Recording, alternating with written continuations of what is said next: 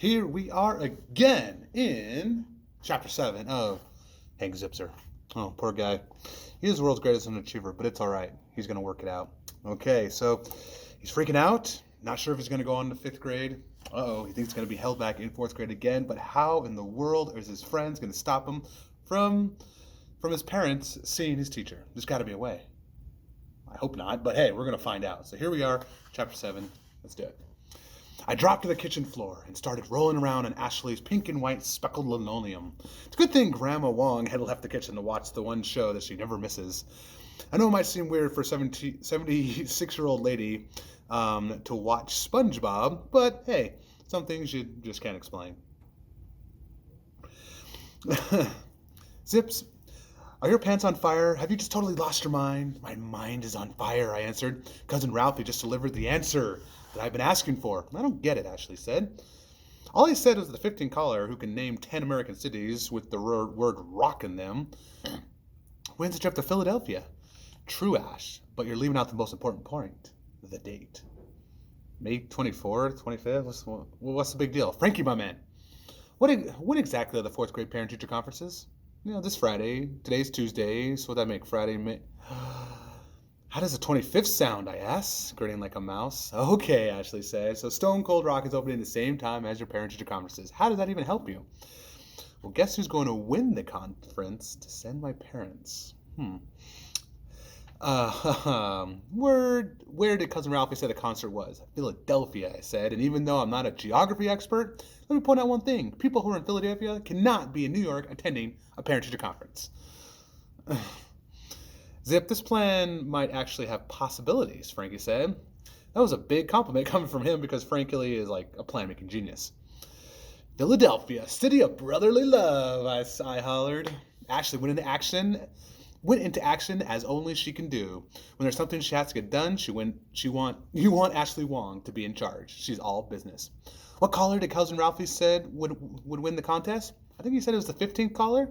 She turned the radio up loud. That was our 3rd caller, Cousin Ralphie announced. I took a break to hear from the good folks at the market. We gotta move fast, Ashley said. She got a piece of paper from the counter and picked up a pencil. I need 10 cities with the word rock in them. Quick. Little Rock, Arkansas. That's one. Come on, guys. There's only 9 more to go. What about Rockville Center? Like Long Island? Excellent, I said. Write it down. My friends know when it comes to writing things down fast, they better not count on me to write it down accurately because I am not Mr. Accurate. There was a pause. I noticed that we were all being silent. I wasn't liking the silence. I need a couple more, I coaxed them. I'm all out, man. No ideas. Me either, Ashley said. There's only one person we know who can spit out 8 cities with the word rock in them. And I think we all know who I'm talking about, I said. I was thinking, of course, of Robert Upchurch, who hibernates in his apartment on the 3rd floor of our building. When he's not hanging out with his nerd sister, even though he's only a 3rd grader, Robert is a walking encyclopedia. He knows everything. Frankie, Ashley, and I kept our distance from Robert usually because he wants to be our best friend. When you least expect it, he wakes up from hibernation, attaches himself to you like a garden snail. He's all slimy, too. His nose produces mucus.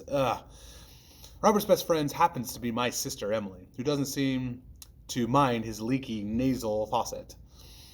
Dude, this is a serious decision. We gotta go get Robert. He's going to think that we all want to be best friends. We'll never shake him off. Guys, do we have a choice? Ashley said. No, we don't. They're probably on the 5th caller right now. Let's go get Robert. He's in my apartment hanging out with Emily, I said. I'll call him. I dialed my number. It rang 4 times. This is a Zipzer residence, House of Stan, Randy, Hank, and da-da-da. Our answer machine goes off. Hank Zipzer, I said in the phone, and I don't have a favorite reptile. I think they're all scaly. I hung up. So they're not home, are they? Ashley said.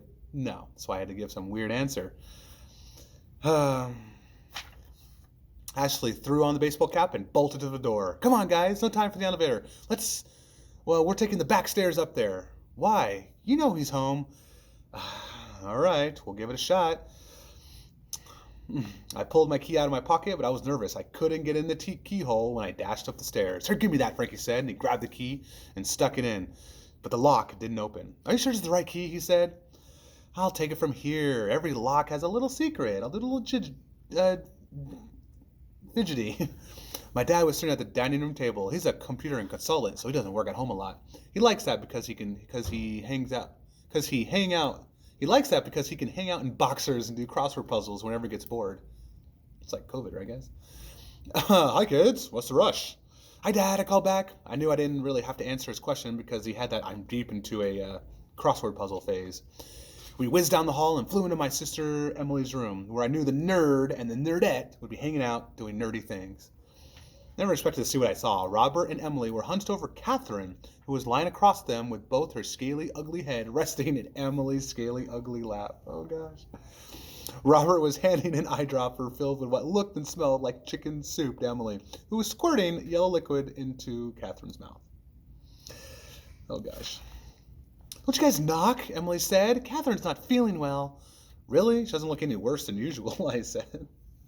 Hank, you have no sensitivity to the iguana world. Emily, it really hurts me to say this. I said, clutched my heart like she was breaking it. Hank, this is no time for sarcasm. Ashley said, you're right. Ash, turn on the radio to see what call we're up to. Robert, we need to get your brain over here. We need it. Ashley switched on the radio, and Cousin Ralphie was just saying the 12th caller had just phoned in. Great, I say. We have 4 callers left. Make that 3, Zip, Frankie whispered. 15 minus 12 is 3. Frankie knows the math really well. Robert, I say, we need 8 cities to have the word rock in them, not counting Little Rock and Rockerville Center. Can you do it? Robert looked, yeah, he nodded. Of course, he said, I can also name 40 countries that produce wheat. This isn't show-off time, little man, Frankie said. Ashley was already dialing the phone. I'd forgotten to write down Cousin Ralphie's number, but Ashley had it in her head. Thank goodness. Robert, I said, as Ashley dialed the last number, are you sure you can do this? Of course I can, he said. I can do it as sure as there are 13 characters in the ancient Hawaiian alphabet. How do you fit all those facts into that head? I said. Shh, it's ringing. Cousin Ralphie top 40 hour, a voice hollered on the other phone, on the phone. I couldn't believe it. It was Cousin Ralphie in my actual ear. We got through. Congratulations, you're the 15th caller. Name 10 cities with the word rock, and you'll be our winner. On your mark, get set, go. And I opened my mouth to speak, but only a tiny squeak came out. Ah. Frankie saw the panic in my eyes. Breathe, Zip, oxygen's power. Took a deep breath. Little Rock, I yipped. Rockerville Center. That's 2, Cousin Ralphie hollered. 8 more to go. Ashley tapped Robert on the back. You're up, genius. Rockford, Nebraska, Robert whispered. This kid is good, said Cousin Ralphie. Lay on some more. Keep going. Blowing Rock, Rock Island, Castle Rock, Robert said as I repeat each one to Cousin Ralphie. I put my hand over the phone and whispered to Frankie, how many is that? You got 6, Cousin Ralphie answered. We all stared at Robert. I'm thinking, he whined. How about Rock City, Alabama? Emily chimed in. Remember where I threw up the clam chowder? I was pretty disgusted with her saying that, but yeah, I said it. That's 7, he said, but I hear you're slowing down. Not me, sir. I got thousands more with that name. Frankie looked at me like I was crazy. Rock Springs, Wyoming, he spit out, and there's another Little Rock in Iowa. I repeated those 2 to Cousin Ralphie, and even he was impressed. That's 9, young man. I need 1 more. And you're on your way to Stone Cold Rock opening night concert. I looked over at Robert.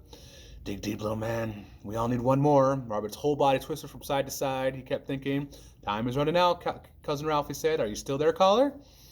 Suddenly, Herbert's face lit up. Red Rock, Ontario. Without waiting even half a second, I repeated what he said. Red Rock, Ontario! There was a pause. I'm so sorry, Cousin Ralphie began. Red Rock, Ontario is in Canada. Which is just what I was going to point out, I said. Like, Red Rock, Ontario is a lovely spot, but unfortunately, it isn't the one I was going to say, because we all know that Canada is not part of the United States. Okay, I was just stalling. Robert shook his head. I'm sorry, Hank. I'm all rocked out. I looked desperate at Ashley. She shook her head. Frankie did too. I just took a big guess. Big Rock, I guessed. I held my breath. Good answer, Cousin Ralphie shouted. What is your name? My name's Hank Zipper. Well, pack your bags, Hank Zipper, because you on your way to Philadelphia. Actually, Cousin Ralphie, I want to give the trip to my parents. They really deserve some quality time. Your parents, are they stone cold rock fans? Are they ever? My dad sings every one of their songs. You must be a real rocker, Zipper. Oh, yes, he is, sir.